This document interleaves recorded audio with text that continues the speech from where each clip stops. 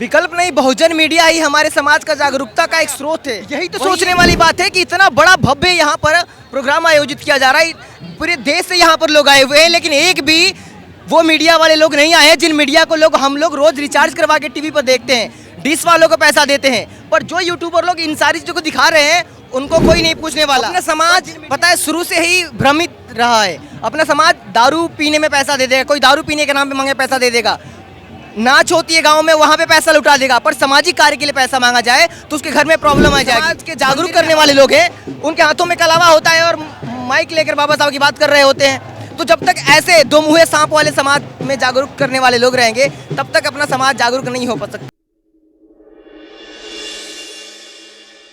दोस्तों, इस समय मैं पार्लियामेंट में हूँ, जैसा कि आपको मालूम है पार्लियामेंट स्ट्रीट में हूँ और मेरे साथ है अरुण गौतम।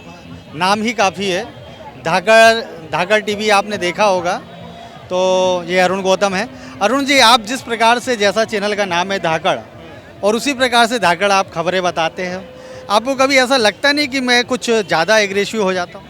बिल्कुल नहीं, क्योंकि जब मैंने अपने महापुरुषों को पढ़ा तो बाबा साहब का कोटेशन हमेशा याद आता है कि बकरी की तरह 100 दिन जीने से अच्छा है शेर की तरह एक दिन तक जिया करो। पहले मैं वीडियो एडिटर था, वीडियो एडिटिंग का काम करता था मैं। तो जो भी आता था कहता था ये सीन काट के हटाओ, ये सीन काट के हटाओ। तो ये फ्रस्ट्रेशन 3 साल तक मेरे अंदर भरा। उसके बाद जब मैं बोलना शुरू किया तो लोगों को बुरा लगने लगा, लेकिन बुरा हमें पहले सुनने को मिला था और वो चीज़ें मेरे अंदर बसी थी, वही बस बाहर आई, लोगों को बुरा लगा। इससे मैं कुछ नहीं कर सकता।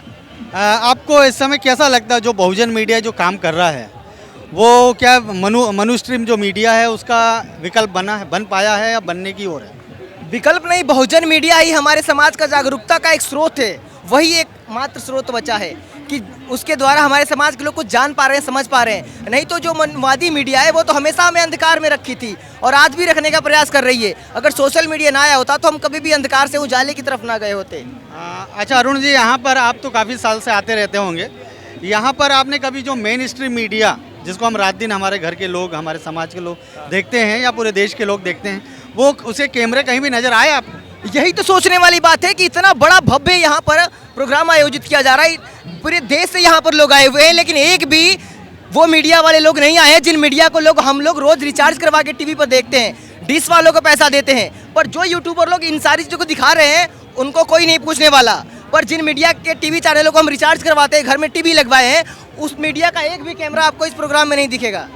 वो सब ठप्प हो चुके हैं, बिक चुके हैं वो। तो लेकिन समाज के लोगों का क्या दायित्व है जब आप काम कर रहे हो या हम काम कर रहे हैं या जो तथाकथित हम लोग जो अपने आप को बहुजन मीडिया कह रहे हैं, समाज उनको 1 रुपये देने में उन्हें तकलीफ क्यों होती है? अपना समाज पता है शुरू से ही भ्रमित रहा है। अपना समाज दारू पीने में पैसा दे देगा, कोई दारू पीने के नाम पे मांगे पैसा दे देगा।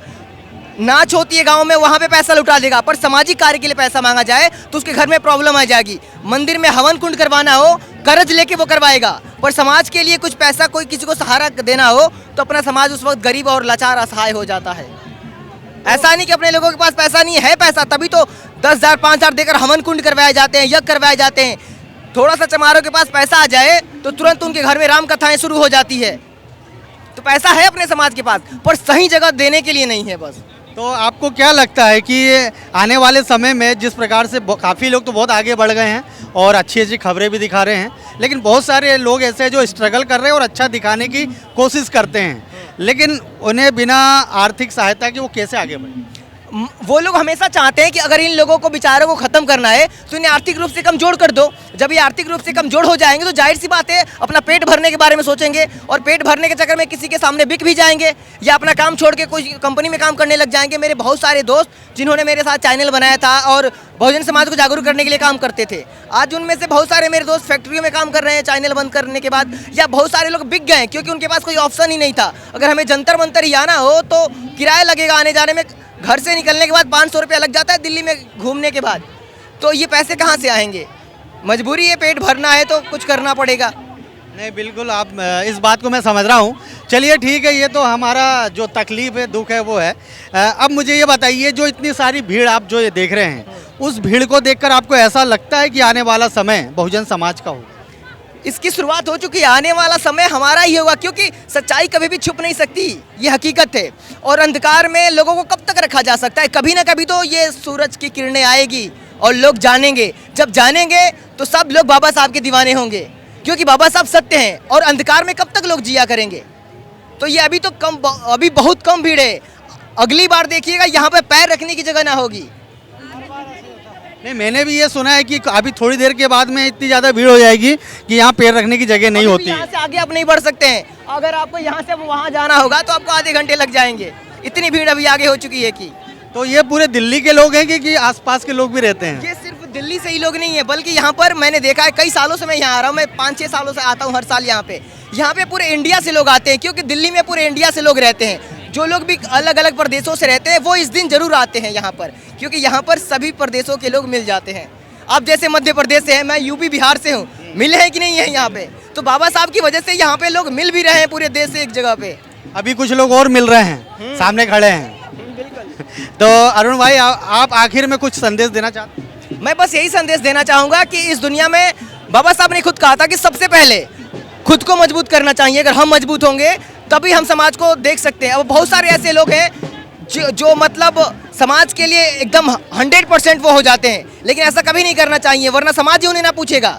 सबसे पहले खुद को मजबूत करना चाहिए, यानी एजुकेशन लेना चाहिए। बाबा साहब के बारे में हम जानते ही नहीं है कुछ, और बाबा साहब के बारे में मंचों पे बोला करते हैं। तो हमारे समाज के जितने भी समाज के जागरूक करने वाले लोग हैं, उनके हाथों में कलावा होता है और माइक लेकर बाबा साहब की बात कर रहे होते हैं। तो जब तक ऐसे दो मुँहे सांप वाले समाज में जागरूक करने वाले लोग रहेंगे, तब तक अपना समाज जागरूक नहीं हो सकता है।